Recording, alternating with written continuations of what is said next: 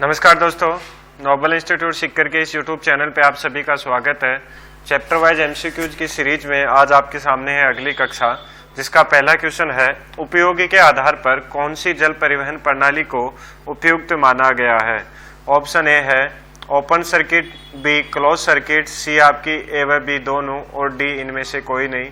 सही आंसर अपन को देना है। पूछ रहा है कि उपयोग के आधार पर कौन सी जल परिवहन प्रणाली को उपयुक्त माना गया है, तो ए अपना सही आंसर होगा। अगला क्वेश्चन है कौन सी प्रणाली में सभी पंपों को प्राइमिंग करने की आवश्यकता होती है। कौन सी प्रणाली में सभी पंपों को प्राइमिंग करने की आवश्यकता होती है। दोस्तों सही आंसर अपन को चूज करना है। ऑप्शन में open circuit relay, close circuit relay, A व बी दोनों या इनमें से कोई नहीं। देखिएगा सभी पंपों की बात कर रहा है तो आपका open relay system open circuit relay system आपका सही आंसर होगा। अगला क्वेश्चन है कौन सी प्रणाली में सभी पंपों को प्राइमिंग करने की आवश्यकता नहीं होती, तो बी अपना सही आंसर हो जाएगा क्लोज सर्किट रिले प्रणाली में।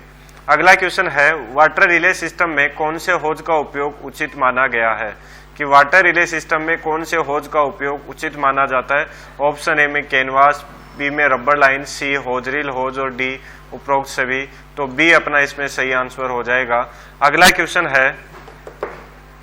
है जल वाहनों द्वारा आसपास के क्षेत्रों से वाहनों के फेरे लगाकर जल लाना कौन सी प्रणाली में आता है। ओपन सर्किट रिले प्रणाली में, क्लोज सर्किट में, संग्राहक प्रणाली में या उपरोक्त सभी। सही आंसर अपन को चूज करना है कि कौन सी प्रणाली में आसपास के क्षेत्रों से वाहन द्वारा जल लाया जाता है, तो सी के अंदर होगा दोस्तों ऑप्शन इसका संग्राहक प्रणाली।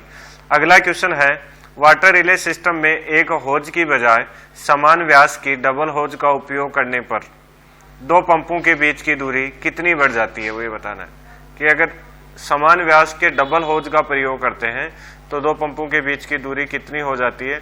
ऑप्शन चूज करना है सही। ऑप्शन ए में है 2 गुना, बी में 3 गुना, सी में 4 गुना और डी में है समान रहता है।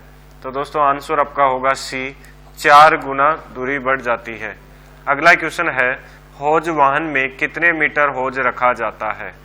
होज वाहन में कितने मीटर होज रखा जाता है। ऑप्शन ए 1200, बी 1400, सी 1600 और डी 1800। सही आंसर चूज करना है तो डी अपना सही आंसर होगा। 1800 मीटर होज रखा जाता है। इसमें 450 के हिसाब से चार क्या होते हैं, भाग होते हैं। उन 4 भागों में 450 मीटर के हिसाब से 1800 मीटर होज रखा जाता है। अगला क्वेश्चन है वाटर रिले सिस्टम में पानी को एक लाइन से 2 लाइन में बांटने पर घर्षण में क्या प्रभाव पड़ता है, फ्रिक्शन लॉस में क्या प्रभाव पड़ता है। ये पूछ रहा है दोस्तों कि अगर पानी को एक लाइन से 2 लाइनों में बांटते हैं तो फ्रिक्शन पे क्या प्रभाव होगा। 4 गुना बढ़ेगा, 4 गुना कम होता है, समान रहेगा या 2 गुना बढ़ेगा।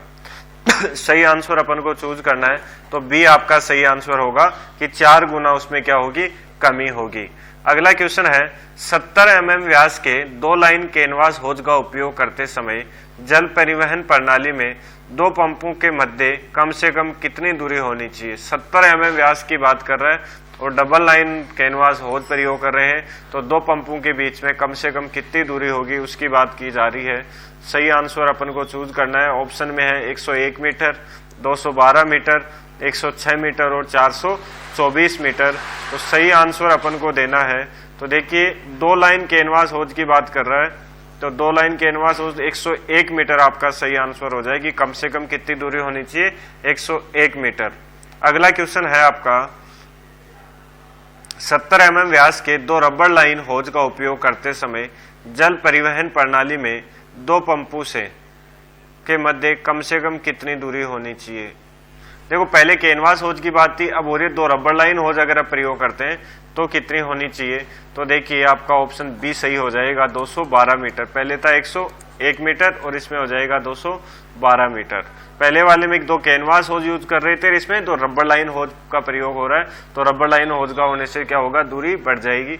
अगला क्वेश्चन है 90 mm व्यास के 1 लाइन कैनवास होज का उपयोग करते समय 90 mm व्यास के 1 लाइन कैनवास होज का उपयोग करते समय जल परिवहन प्रणाली में दो पंपों के मध्य कम से कम कितनी दूरी होनी चाहिए। अब देखो 90 mm का एक लाइन कैनवास होज की बात कर रहे हैं और उसका प्रयोग कर रहे हैं, तो दो पंपों के मध्य कम से कम दूरी पूछ रहे हैं, तो ऑप्शन सी आपका सही हो जाएगा। 106 मीटर इसका सही आंसर अपना होगा।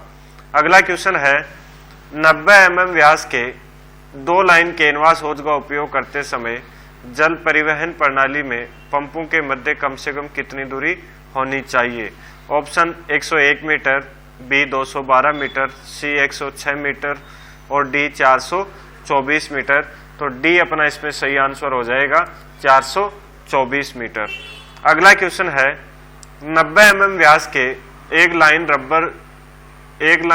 रबर लाइन होज का उपयोग करते समय जल परिवहन प्रणाली में पंपों के मध्य कम से कम कितनी दूरी होनी चाहिए।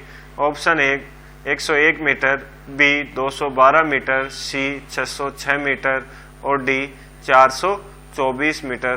सही आंसर अपन को चूज करना है। पूछ रहा है देखो एक लाइन रबर लाइन हो जाए तो उसके लिए पूछ रहा है, तो आपका ऑप्शन सही होगा बी 212 मीटर इसका सही आंसर हो जाएगा। अगला क्वेश्चन है अपना 90 mm व्यास के दो रबर लाइन होज का उपयोग करते समय जल परिवहन प्रणाली में पंपों के मध्य कम से कम कितनी दूरी होनी चाहिए। ऑप्शन ए में 101 मीटर है, बी में 212 है, सी में 606 और डी में 424। तो सी अपना सही आंसर हो जाएगा 606 मीटर। अगला क्वेश्चन है प्रेशर गेज का अचानक रीडिंग बढ़ने का मतलब होता है। प्रेशर गेज में अचानक से रीडिंग बढ़ने का क्या मतलब होगा। ऑप्शन ए होज पर अवरोध आना, ऑप्शन बी होज फट जाना, सी पानी की सप्लाई कम मिलना तथा पंप अधिक गति से चलना, या उपरोक्त सही। देखो अचानक रीडिंग कब आएगी, जब होज में कोई ना कोई अवरोध उत्पन्न होगा, तो ए आपका सही आंसर हो जाएगा। अगला क्वेश्चन है प्रेशर गेज पर अचानक रीडिंग कम होने का क्या मतलब होगा। तो देखिए पहले अगर अचानक रीडिंग बढ़ेगी तो अवरोध होना हो गया, कम होने का मतलब है होज फट जाना या खुल जाना। तो बी आपका सही आंसर हो जाएगा कि होज अगर फट या खुल जाता है तो ही क्या होगा, प्रेशर रीडिंग कम होगी आपकी। अगला क्वेश्चन है यदि कंपाउंड गेज की सुई में वैक्यूम दिखाई दे तो उसका मतलब होता है। यदि कंपाउंड गेज की सुई में वैक्यूम दिखाई दे रहा है आपको, तो इसका मतलब क्या हुआ कि पानी की, देखो ऑप्शन ए होज पर अवरोध, तो ये भी नहीं होगा, होज का फट जाना ये भी नहीं होगा। तो सी आपका इसमें सही आंसर हो जाएगा। क्या इसका सही आंसर होगा दोस्तों, सी अपना इसमें सही आंसर हो जाएगा सी, पानी की सप्लाई कम मिलना व पंप अधिक गति से चलना। फिर अगला क्वेश्चन है कंपाउंड गेज की सुई में प्रेशर का अर्थ होता है। ऑप्शन ए होज पर अवरोध आना, ऑप्शन बी होज फट जाना, सी पानी की सप्लाई कम मिलना तथा पंप अधिक गति से चलना, और डी पिछली लाइन से पानी अधिक मिल रहा है और पंप कम गति से कार्य करना है। तो डी अपना इसका क्या होगा, सही आंसर हो जाएगा। दोस्तों अगला क्वेश्चन है निम्न में अच्छे वाटर रिले सिस्टम का गुण है। निम्न में अच्छे वाटर रिले सिस्टम का गुण पूछ रहा है। ऑप्शन ए रबर लाइन होज का उपयोग करना, बी अधिक व्यास की होज का उपयोग करना, सी दोहरी प्रदायक लाइनों का उपयोग करना, और डी उपरोक्त सभी। तो अपना सही आंसर होगा दोस्तों इसमें डी अपना सही आंसर हो जाएगा, उपरोक्त सभी अपना क्या होगा, इसका सही आंसर होगा। अगला क्वेश्चन है धरातल पर फिटिंग स्थिति या फिटिंग के अनुसार हाइड्रेंट कितने प्रकार के होते हैं। हाँ जी, ऑप्शन ए में दिया गया है 2 प्रकार के, बी में 3 प्रकार, सी में 4 और डी में 5 प्रकार के। धरातल पर स्थिति या फिटिंग के हिसाब से पूछ रहा है तो आपके 2 प्रकार के इसका सही आंसर होगा। अगला क्वेश्चन है धरातल पर स्थिति या फिटिंग के अनुसार हाइड्रेंट के प्रकार हैं। ऑप्शन ए भूमिगत हाइड्रेंट, ऑप्शन बी भूस्थल के ऊपर, या अपन कह सकते हैं ओवरग्राउंड, या इसको कह सकते हैं अंडरग्राउंड। ठीक है, तो दोनों में से दोनों ही क्या है आपके इसके सही आंसर हैं। तो सी व बी इसमें, सॉरी ए व बी इसमें दोनों सही होंगे, तो सी ऑप्शन आपका सही हो गया। अगला क्वेश्चन है कौन सा हाइड्रेंट जमीन के ऊपर एक छोटे से पिलर या खंबे के रूप में होता है।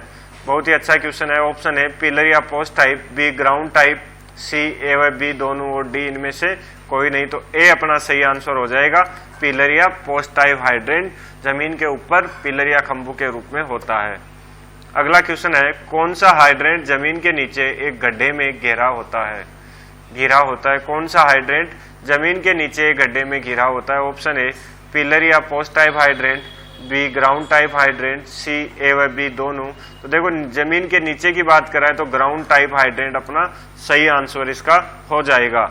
अगला क्वेश्चन है, निम्न में ग्राउंड टाइप हाइड्रेंट के भाग है। तो देखिए भाग पूछ रहा है, option A hydrant pit, B spindle, C hydrant की और डी उपरोक्त सभी। तो डी अपना सही आंसर होगा। अगला क्वेश्चन है, वाल्व के आधार पर हाइड्रेंट के कितने प्रकार होते हैं? वाल्व के आधार पर पूछ रहा है दोस्तों। तो ऑप्शन ए में 3 है, बी में 4 है, सी में 2 है और डी में 5 है। तो बी अपना सही आंसर हो जाएगा 4। अगला क्वेश्चन है, निम्न में हाइड्रेंट का प्रकार है। हाइड्रेंट का प्रकार पूछ रहा है दोस्तों। पहला ऑप्शन बॉल या गेंद वाल्व टाइप हाइड्रेंट, दूसरा स्क्रू डाउन टाइप, सी है प्लग डाउन टाइप और डी स्लूस वाल्व टाइप और ई उपरोक्त सभी। तो ई अपना सही आंसर हो जाएगा उपरोक्त सभी। अगला क्वेश्चन है, कौन से हाइड्रेंट के आउटलेट में लकड़ी का गोलाकार वाल्व लगा होता है? कौन से हाइड्रेंट के आउटलेट में लकड़ी का? तो ऑप्शन ए आपका सही होगा, बॉल वाल्व टाइप हाइड्रेंट के अंदर लगा होता है। अगला क्वेश्चन है, कौन से हाइड्रेंट में चमड़े व रबर का बना मशरूम टाइप वाल्व हाइड्रेंट के धरातल पर फिट रहता है? Option A ball valve type, B screw down type, C plug type hydrant और डी स्लूस वाल्व टाइप। तो आपका बी इसका सही आंसर हो जाएगा, स्क्रू डाउन टाइप हाइड्रेंट। अगला क्वेश्चन है, कौन सा hydrant sluice valve type hydrant के पश्चात अच्छा माना जाता है? मतलब स्लूस वाल्व टाइप के बाद में किसको अच्छा माना जाता है? सेकंड नंबर की बात कर रहा है दोस्तों। तो ऑप्शन ए है ball valve type, B screw down type, C plug type और डी स्लूस वाल्व टाइप। तो बी आपका सही आंसर होगा, स्क्रू डाउन टाइप हाइड्रेंट को स्लूस वाल्व हाइड्रेंट के बाद में अच्छा माना जाता है। अगला क्वेश्चन है, कौन से हाइड्रेंट में पिलर के ऊपर ही खोलने और बंद करने के लिए वाल्व लगा होता है? पिलर के ऊपर ही बात कर रहा है दोस्तों। तो सी आपका सही आंसर होगा, प्लग टाइप हाइड्रेंट के अंदर पिलर के ऊपर ही उसके लिए खोलने और बंद करने के लिए वाल्व लगा होता है। अगला क्वेश्चन है, कौन सा हाइड्रेंट एक गेट वाल्व द्वारा खोला या बंद किया जाता है? Option A ball valve type, B screw down type, C plug type hydrant और डी स्लूस वाल्व टाइप। तो डी अपना सही आंसर होगा। स्लूस वाल्व टाइप हाइड्रेंट में क्या होता है दोस्तों, एक गेट वाल्व टाइप में लगा होता है, उसी के द्वारा उसको खोला और बंद किया जाता है। तो दोस्तों ये थी अपनी आज की चैप्टर वाइज एमसीक्यूज की कक्षा। तो दोस्तों मिलते हैं दोबारा अगली कक्षा में नए क्वेश्चंस के साथ। तब तक के लिए नमस्कार, जय हिंद, जय भारत।